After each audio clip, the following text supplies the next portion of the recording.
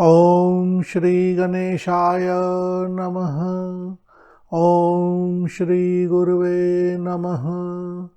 ओम नमः शिवाय। श्री हाकिनी शक्ति कवचम रुद्रयामल उत्तर तंत्र अथ चतुरशीतितमः पटलः। श्री आनंद भैरव उवाच अथादौ कथयानंद भैरवी प्राणवल्लभे कवचं हाकिनी देव्याः परमानंदवर्धनम् हेतुयुक्तं श्रद्धया मे करुणासागर स्थिते शीघ्रं विरचयानंद कवचं सारमंगलम्। श्री आनंद भैरवी उवाच आदौ शृणु महावीर परमानंद सागर कवचं हाकिनी देव्याः संसारार्णवतारकं यस्य स्मरणमात्रेण योगी योग स्थिरो भवेत् अंतरिक्षे च भूलोके पाताले ये चराचराः अस्तंभिता वेपमानाः सयुर्विद्या ज्ञानादिपाठतः कवच ध्वनिमात्रेण भूतप्रेतपिशाचकाः विद्रवन्ति भयार्ता वै कालरुद्र प्रभावतः यथा लोको वह्नि मध्ये स्थिरो भवति निश्चितम् विनियोगः। ओम अस्याः श्री हाकिनी देव्याः सानंद सारमंगलस्य महाकवचस्य सदाशिव ऋषिर्गायत्री च छन्दः श्री हाकिनी परदेवता क्लीं बीजं स्वाहा शक्तिः सिद्धलक्ष्मीमूलकीलकं देहांतर्गत महाकाम सिद्ध्यर्थे जपे विनियोगः। कवच ओम पातु शीर्षं चक्रं मे क्लीं पातु भालमण्डलं स्वमूलं पातु मे नित्यं लोचनत्रितयं मम गण्डयुग्मं सदा पातु वाग्भवाद्या मनोरमा श्रीं ह्रीं पातु कर्णयुग्मं हाकिनी परदेवता महाविद्या सदा पातु ममोष्ठाधर संपुटं दन्तावलीयुगं पातु ह्रीं श्रीं स्वाहा परेश्वरी क्लीं ह्रीं श्रीं हाकिनी देवी स्वाहा पातु रसप्रियां श्रीकनीं पातु सततं शक्तिः कामवरा मधुः स्वाहा पातु शिखा शक्तिर्भ्रूमध्यं पातु सर्वदा हाकिनी मण्डलं पातु परानाथेश्वरी परा सुंदरी सर्वदा पातु द्विदलं कामसुंदरी अमृताख्या सदा पातु भ्रूप्रकाशस्थलं मम वह्नि ज्वाला सदा पातु भ्रूशमशानस्थलं मम सुरभि पातु मायास्त्रं स्वाहा मे भ्रूगतच्छदं त्रिकोणं पातु कामाख्या हाकिनी परमेश्वरी त्रिपुरा सुंदरी पातु द्विषट्कोणं सदा मम हिंगुलादेश्वरी पातु षट्कोणबिन्दुमण्डलं सप्तभूबिम्बमा पातु भूतलान्तः प्रकाशिनी महाशतदलं पातु शतकोटिमरुप्रिया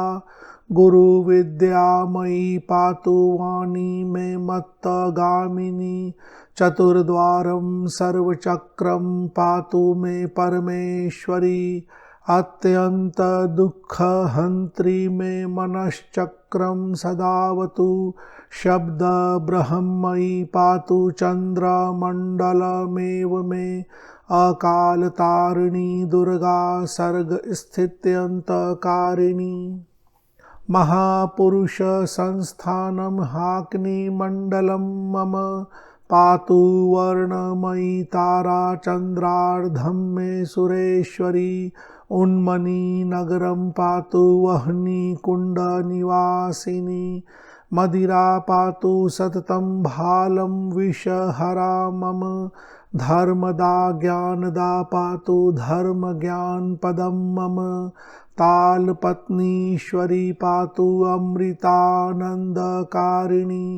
वैराग्यनिकरं पातु बिन्दुस्थानं महाबला त्रितारीकूटशक्तिर्मे सदा पातु विशुद्धकम् शाकिनीशं सदा पातु शाकिनी कुलभैरवी सप्तद्वीपेश्वरी पातु मम षोडश पंकजं शाकिनी भैरवी पातु चण्डदुर्गा सरस्वती कुमारी कुलजा लक्ष्मीः सिद्धार्थं मे सदावतु हृदयं पातु सततं शाकिनी परमेश्वरी बीजरूपा सदा देवी महामहिषघातिनी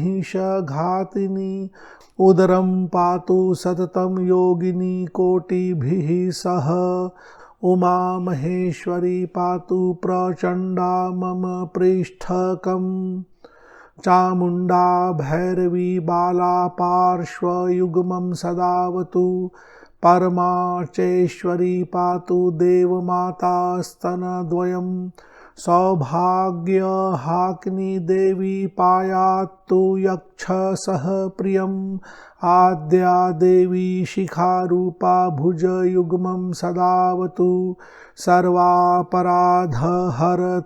मे कामविद्या दशच्छदं मणिपुरं सदा पातु दशवर्णात्मिका शिवा नाभिचक्रं सदा पातु लाकिनी पद्मवासिनी नित्यदेशदलं पातु पार्वती वेदपालिनी महारुद्रेश्वरी पातु पीठरूपं मणिं मम तेजोमण्डलमा पातु रुद्राणी शूलधारिणी अभया सर्वदा पातु योगविद्या नितम्बकं नितम्बाधारचक्रं मे पातु शैलं नितम्बिनीं तरुणी मंत्रजालस्था वैष्णवी लिंगमण्डलं सदा पातु हाकिनीशा महाविष्णुस्थलं मम वैष्णवी ललिता माया रमा देवी कटिं मम स्वाधिष्ठानं सदा पातु गुह्यरूपा सरस्वती भवानी भगवत पत्नी शमशान कालिका गुदम पातु मे रणमातंगीराकिनी कुलमण्डलं व्यक्ताव्यक्तस्वरूपा मे मूलाधारं सदावतु चतुर्दलं चतुर्वर्णं पातु मे ज्ञानकुण्डली तपस्विनी सदा पातु पावनी मूलमावतु रतिका घटिका वेश्याधरिणी कामसुन्दरी वह्नि कांता सदा पातु ममोरुयुगलं सदा उल्कामुखी क्षेत्र सिद्धा जंघा युग्मं सदावतु उल्कामुखी क्षेत्र सिद्धा जंघा युग्मं सदावतु बालामुखी पातु संपत्प्रदा श्रीकुलभैरवी पादाम्बुजद्वयं पातु सर्वांगं परहाकिनी मदना मेदिनी धन्या चामुण्डा मुण्डमालिनी रमा कामकला ज्येष्ठा तथाज्ञरति सुन्दरी मनोयोगा सदा पातु निर्मला विमला मला कांचनी बगला रात्रिः पंचमी रति सुन्दरी सर्वत्र सर्वदा पातु योगाद्या प्रेम कातरा पर्वते विपिने शून्ये रणे घोरतरे भवे शमशानवासिनी पातु सर्ववाहन वाहना सर्वास्त्रधारिणी पातु पंचमी पंचम प्रिया चतुर्भुजा सदा पातु हाकिनी देह देवता सहस्रायुत कोटिन्दुवदना परमेश्वरी योगिनीभिः सदा पातु सर्वदेशेतु सर्वदा अनंता सर्वदा पातु महाविघ्न विनाशिनी जले चानल गर्ते वा व्याधि भीतौ रिपोर्भये व्याघ्र भीतौ चौर भीतौ महोन्माद भयादिषु ग्रह भीतौ देव भीतौ दानवाद्रि भयेषु च अभया निर्भया भीति हारिणी भयनाशिनी महाभीमा भद्रकाली भैरवी मारकामला महाभूतेश्वरी माता जगद्धात्री सदावतु सर्वदेशे सर्वपीठे मातृका पातु नित्यशः। फलश्रुतिः इत्येतत् कवचं सर्वसिद्धिदं दुःखनाशनं कथितं तव यत्नेन महाकाल प्रभो हर यः पठेत् प्रातः उत्थाय कवचं देवदुर्लभं स भवेत् कालजेतापि स देवो न तु मानुषः ध्यानात्मा साधकः श्रीमान् परमात्मा भवेत् स्वयं आज्ञापद्मे स्थिरो भूत्वा नित्यो भवति निश्चितम् अकाल मृत्यु हरणं संसारार्णवतारणं कवचं देवदेवेश चानंद सारमंगलम यः पठेद अति भक्तया च जीवं मुक्तो भवेद् ध्रुवम् चतुर्विधा मुक्तिमाला तद्गले संस्थिरा ध्रुवं भवन्ति योगमुख्यानां गुरुवेदान्तपारगः सर्वशास्त्रार्थवेत्ता स्याद् यामलार्थज्ञ ईश्वरः शान्तिं विद्यां प्रतिष्ठां च निवृत्तिं प्राप्य निर्मलः योगात्मा चैश्वरत्वं हि प्राप्नोति नात्र संशयः कुजे वा शनिवारे वा संक्रांत्यां रविवासरे अमावास्यासु रिक्तायां धारयेत् कवचं शुभं पुरुषो दक्षिणे हस्ते वां भुजे तथा सर्वसिद्धिम् अवाप्नोति यद्यन्मनसि वर्तते गोरोचना कुंकुमेन चालक्तेन विलिख्य च अवश्यं सिद्धिम् आप्नोति हाकिनी योग जापतः। इति श्री रुद्रयामले उत्तरतंत्रे महातंत्रोद्दीपने सिद्ध मंत्र प्रकरणे भैरवी भैरव संवादे हाकिनी कवचं नाम चतुरशीतितमः पटलः। ओम श्री हाकिनी देव्यै नमः। ओम क्लीं हाकिनी देव्यै नमः। अब इसके बाद इस कवच से संबंधित कुछ अतिरिक्त जानकारी। यह हाकिनी देवी का कवच रुद्रयामल तंत्र के उत्तर तंत्र भाग में 84th चैप्टर में मिलता है। यह श्री आनंद भैरव और आनंद भैरवी के बीच संवाद के रूप में है। प्रथम के कुछ श्लोक संख्या 6 तक पूर्व भाग है, आनंद भैरव और आनंद भैरवी जी के बीच संवाद के रूप में है। इसके पश्चात इसका विनियोग दिया गया है। विनियोग में कहा गया है कि इस सानंद सार मंगलस्य स आनंद सार मंगलस्य जो यह महाकवच है, इसके ऋषि सदाशिव हैं, गायत्री छंद है। श्री हाकिनी देवी जो हैं इसकी मूल देवी हैं, मुख्य देवी हैं। क्लीम इसका बीज है, स्वाहा इसकी शक्ति है और सिद्ध लक्ष्मी मूल कीलक हुआ और देहांतर्गत महाकाम सिद्ध्यर्थे, और अपनी सभी कामनाओं की सिद्धि आदि के लिए साधक इनका पाठ करता है, कवच का पाठ करता है। यहाँ क्लीम बीज दी गई है, यानी इस कवच का जो बीज मंत्र है क्लीम है। तो अगर हमारे पास कोई अन्य न्यास आदि की विधि न हो तो क्लीम के क्लीम, क्लाम, क्लूम, क्लैम, क्लौम, क्लह से हम करन्यास और हृदय आदि न्यास भी अलग से अतिरिक्त जोड़ कर सकते हैं। विनियोग के बाद कवच प्रारंभ होता है, लेकिन कोई भी कवच आदि के पाठ के पहले श्री हाकनी देवी का एक ध्यान मंत्र और छोटा सा पूजन अवश्य ही कर ले, फिर कवच आदि का पाठ प्रारंभ करते हैं। कवच का जो मुख्य भाग है, जो मुख्य कवच का भाग है, श्लोक संख्या 6 से दिया गया है। 6 से प्रारंभ होते हुए यह श्लोक संख्या 48 के आगे एक और श्लोक है और यहीं पर यह खत्म हो जाता है। तो श्लोक संख्या 6 से लेकर 48 तक के भाग की ही बार बार आवृत्ति करें। अगर आप कवच का 3, 5, 7, 11 पाठ प्रतिदिन करना चाहते हैं तो इसी भाग की आवृत्ति होगी। इसके बाद फल श्रुति का भाग है। फल श्रुति में कहा गया है इत्येतत् कवचम सर्वसिद्धिदम। इत्येतत्, इति एतत्, मतलब यहाँ यह खत्म हुआ।